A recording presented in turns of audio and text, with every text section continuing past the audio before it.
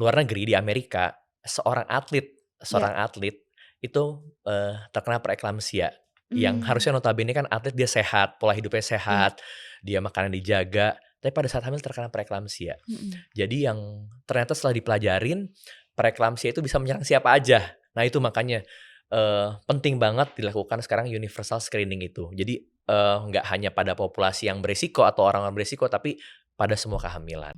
Ya.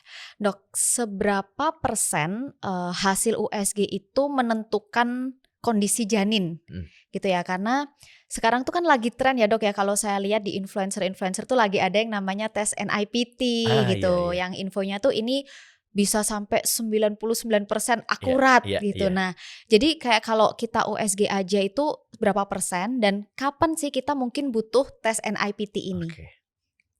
Jadi sebenarnya kalau untuk USG yang screening tadi ya, Mhm mhm. screening terutama buat mendeteksi misalnya ada resiko Down Iya, syndrome atau, penyakit lainnya itu mhm. memang ketepatan dari USG sekitar 80%-an. Mmm, mhm Heeh, mhm. ketepatan USG 80%.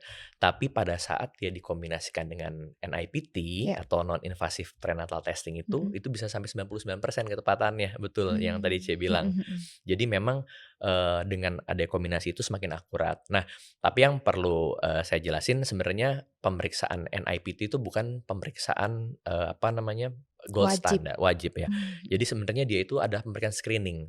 Jadi memang dia itu, melihat nih adanya kemungkinan si janin yang dikandung ini berisiko atau ada kemungkinan ada kelainan apa mhm enggak. mhm Jadi kan mhm. memang prinsipnya itu, kita nggak mengambil langsung darah janin ya, Iya, tapi kita mengambil langsung dari darah ibunya. Nah, mmm, kenapa dari darah ibu? Karena ternyata di darah ibu itu mengandung, DNA-DNA fragmen atau bagian-bagian DNA si janin yang bisa deteksi gitu ya. Jadi DNA yang ada di, janin masuk ke dalam darah ibu, dari mhm, ibu diambil, dideteksi di situ, gitu. Makanya biasanya dengan pemeriksaan NIPT itu ketepatannya 99% akurasinya ya, screening-nya. iya, Tapi kalau misalnya ternyata, dari pemeriksaan screening itu hasilnya ada kelainan, biasanya kan pasti si ibu ini penasaran ya, bener nggak sih gitu ya mhm, pemeriksaannya. Nah, kita biasanya kalau untuk memastikan menindaklanjuti ada namanya pemeriksaan yang invasif atau pemeriksaan yang mengambil cairan amnion atau cairan ketubannya langsung ke bayinya. mmm, Memang lebih invasif atau lebih apa ya, tindakan langsung, tapi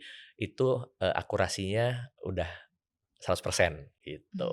jadi memang ada tingkatannya ya. Iya, Berarti betul, dokter ini, yang pertama USG 2D dulu cukup, nanti kalau cukup, semisal ada problem dirasa ada masalah yang lebih untuk memastikan kita bisa NIPT dulu. betul.